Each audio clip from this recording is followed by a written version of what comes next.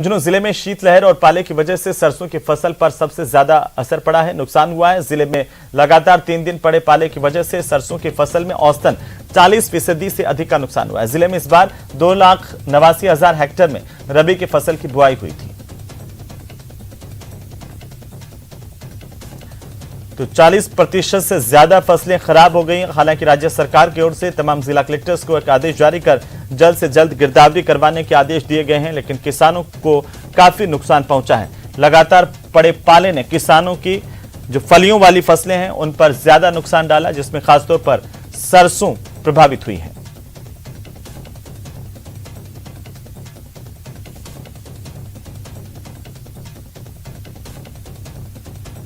हमारी खेती में 100% नुकसान हो गया। सरसों की खेती में हमारी कोई सुनवाई नहीं हो रही है। बीमा कंपनी को फोन लगाते हैं, वो फोन उठा नहीं रहे हैं। सरकार से यही निवेदन है, हमारी सुनवाई करे। गांव पंथड़िया है, नाम महावीर है।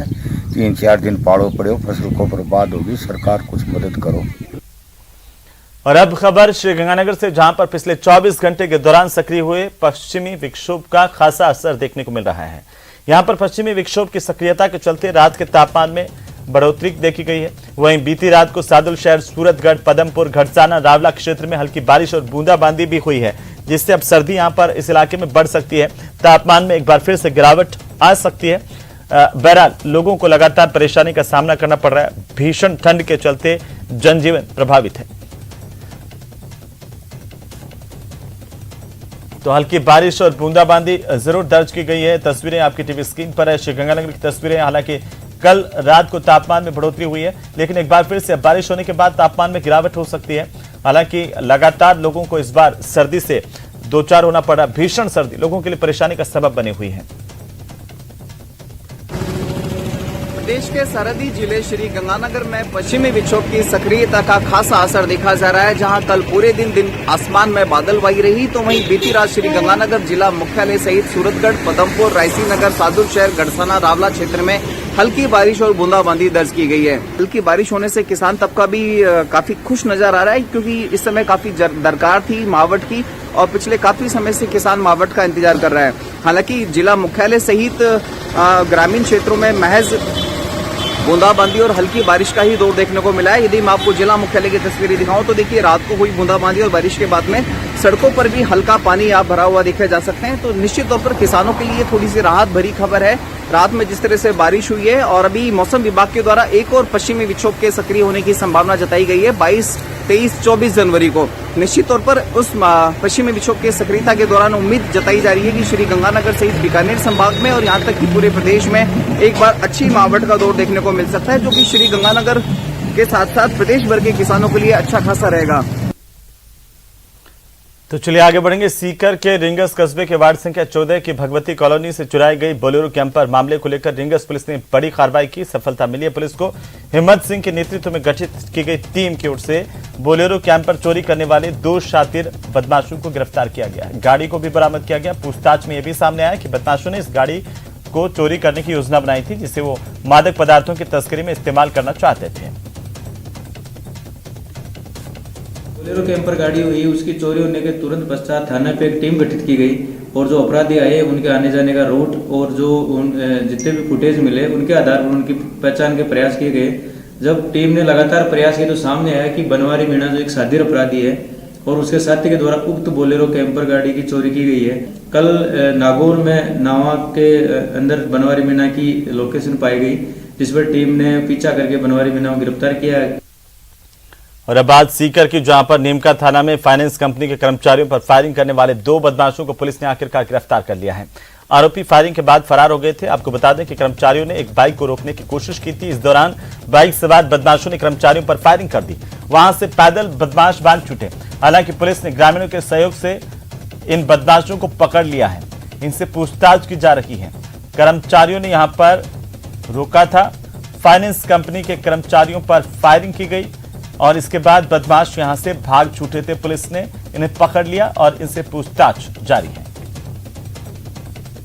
सुनील वगैरह ये कोई फाइनेंस के लिए रिक्वायरी करते हैं, वहाँ ये खड़े थे तो मोटरसाइकिल पर 2 व्यक्ति जो बिना नंबर की मोटरसाइकिल थी जिस पर एक कोई सोनू गवारिया, सोनू गोठवाड़ और दूसरा धनपत गवारिया, ये उधर से निकल रहे थे। इन्होंने रोकने का इशारा किया, रोके नहीं, तो इन्होंने मोटरसाइकिल छोड़ करके ये भगने लगे। तो ये भी पीछे भगे और इन्होंने उसी समय फायरिंग कर दी। थाने पर जैसे ही सूचना मिली, SHO सदर और कोतवाली का जाब्ता इनके पीछे, और साथ में जो दूसरे लोग थे, जनता थी, पब्लिक थी, वो भी साथ साथ भगे और गावड़ी के पास करीबन 4-5 किलोमीटर जाने के बाद में इनको पकड़ा गया। चलिए आगे बढ़ेंगे खबर कोटा से, जहां पर महावीर नगर थाना पुलिस की ओर से कार्रवाई की गई है। अवैध हथियारों के साथ एक बदमाश को गिरफ्तार किया गया। आरोपी के कब्जे से अवैध देसी पिस्टल और कारतूस बरामद किए गए हैं। आरोपी दीपक प्रजापति सुभाष नगर का निवासी है। आरोपी के खिलाफ पहले से एक मामला दर्ज है और फिलहाल अब पुलिस आरोपी से पूछताछ कर रही है।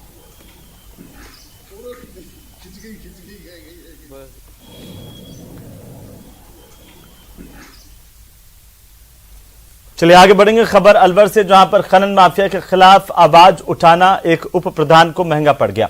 उप प्रधान को अवैध खनन से भरे डंपर ने टक्कर मारी। इसके बाद लोग कयास लगा रहे हैं कि रामगढ़ पंचायत समिति की ओर से बीते दिन उप प्रधान की ओर से खनन माफिया के खिलाफ बैठक आयोजित की गई थी, जिससे नाराज होकर इस माफिया ने कदम उठाया।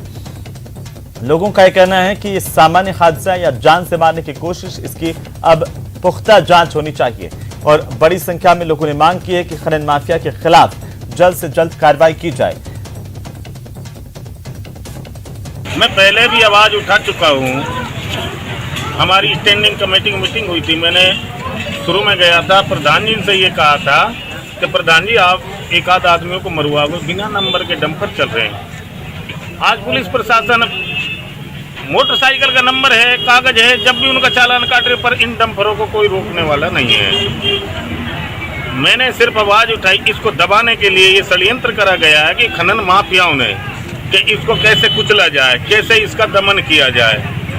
मैं प्रशासन से यही उम्मीद करूंगा कि ऐसे लोगों पर कानूनी कार्रवाई हो, जांच की जाए और इन डंपरों को, जो अवैध रूप से डंपर चल रहे हैं, इनको बंद किया जाए। और अब बात करेंगे जैसलमेर की, जहां पर गणतंत्र दिवस पर कर्तव्य पथ पर महिला जवानों की टुकड़ी भी इस बार शामिल होगी। ऊंट सवारों की टुकड़ी में पहली बार सीमा सुरक्षा बल की महिला कर्मी पुरुष जवानों के साथ कंधे से कंधा मिलाते हुए सलामी देती हुई दिखाई देंगी। कार्यक्रमों को लेकर महिला जवानों की दिल्ली में ट्रेनिंग चल रही है। गौरतलब है कि सीमा सुरक्षा बल की प्रसिद्ध ऊंट सवार टुकड़ी 1976 से ही गणतंत्र दिवस समारोहों का हिस्सा रही है, लेकिन ये पहली दफा होगा जब इस टुकड़ी में महिला जवान भी शामिल होंगी। अपनी वीरता, बहादुरी और कौशल का परिचय देते हुए यहां पर राजपथ पर न केवल सलामी देंगी, बल्कि इस टुकड़ी का हिस्सा बनेंगी। देश की अभिमान हमारी बेटियां अब हर क्षेत्र में आगे बढ़ रही हैं। हाँ, ये भी आपके रिकॉर्ड में आप दर्ज कर लीजिएगा। ढेरों रिकॉर्ड बनते रहते। बड़ा अट्रैक्शन होगा और रेजिंग डे परेड में जो है डीजीपीएस अपने महिलाओं को कैमल के ऊपर सवारी करवाई थी और एक बहुत बड़ा अट्रैक्शन था। अमृतसर में जो रेजिंग डे परेड हुई थी, लास्ट ईयर जैसलमेर में हुई थी, और इस बार 26 जनवरी के अंदर 20 से 25 महिलाएं जो है हमारे जवान, बहादुर जवानों के साथ कंधे से कंधा मिला के ऊंट के ऊपर जो है वो परेड करेंगी। और आई एम श्योर सबसे बड़ा अट्रैक्शन इस बार 26 जनवरी का यही रहेगा। चलिए आगे बढ़ेंगे और इसी बीच भरतपुर के वैर इलाके से सबसे बड़ी जानकारी सामने आ रही है। देर रात की घटना है, जहां पर एक मेडिकल स्टोर पर लूट की कोशिश हुई है। अज्ञात नकाबपोश बदमाशों ने यहां पर फायरिंग की। लोगों के जुटने पर बदमाश फरार हो गए। देर रात की घटना बताई जा रही है। लूट के प्रयास की सूचना पुलिस को भी दी गई। पुलिस ने कार्रवाई नहीं की। इस तरह के आरोप है लोगों के और इसे लेकर के लोग गुस्सा हो गए। गुस्साए लोगों ने बाजार बंद कर दिए, प्रदर्शन किया है। साथ हमारे वेयर कस्बा व्यापारी है, उसके साथ जो घटना हुई, कुछ असामाजिक तत्व आए और हथियार के बल पर उसको डरा धमका कर और यहाँ बाजार में, सरे बाजार में फायर कर कर भाग गए। यहाँ का प्रशासन, वेयर कस्बे का प्रशासन बिल्कुल सुस्त है। व्यापारी पर आए दिन आपराधिक प्रवृत्तियां हावी हो रही हैं। दुकानदार को दुकानदारी करना मुश्किल हो रहा है। वेयर का व्यापारी व कस्बावासी यहाँ बिल्कुल लचर व्यवस्था से पीड़ित है। इसको बिल्कुल बर्दाश्त नहीं किया जाएगा।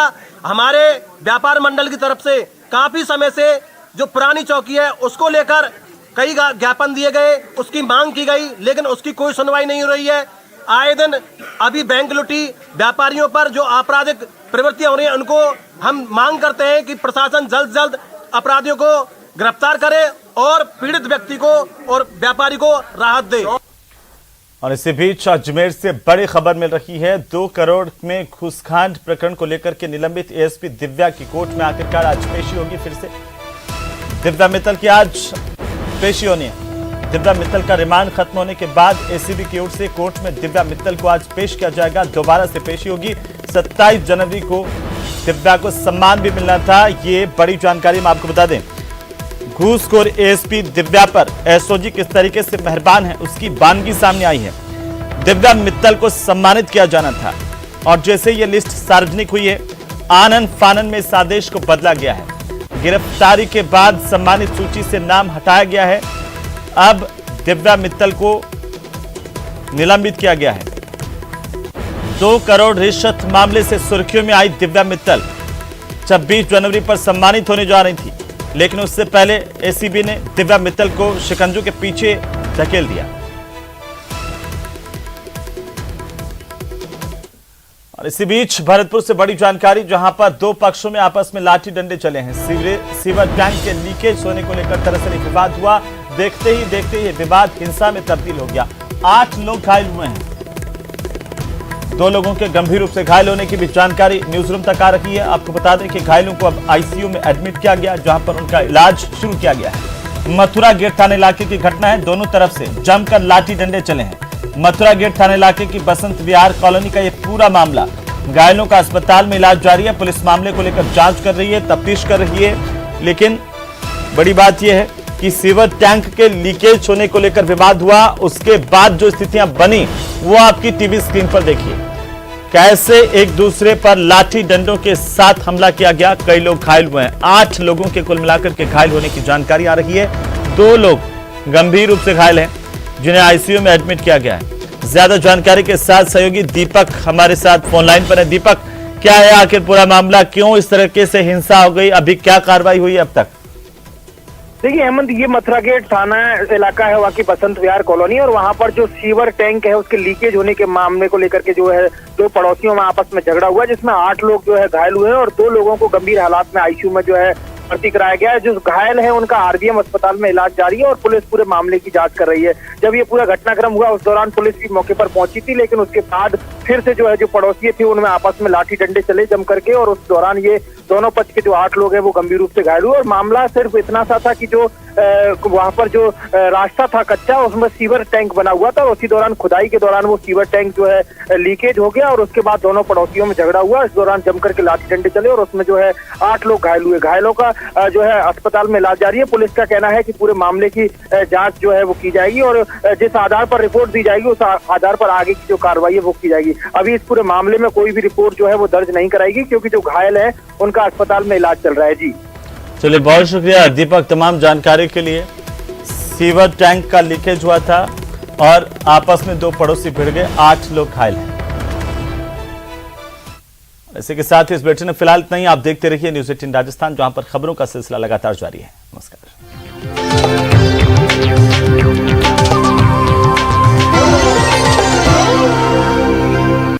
Headlines presented by Pete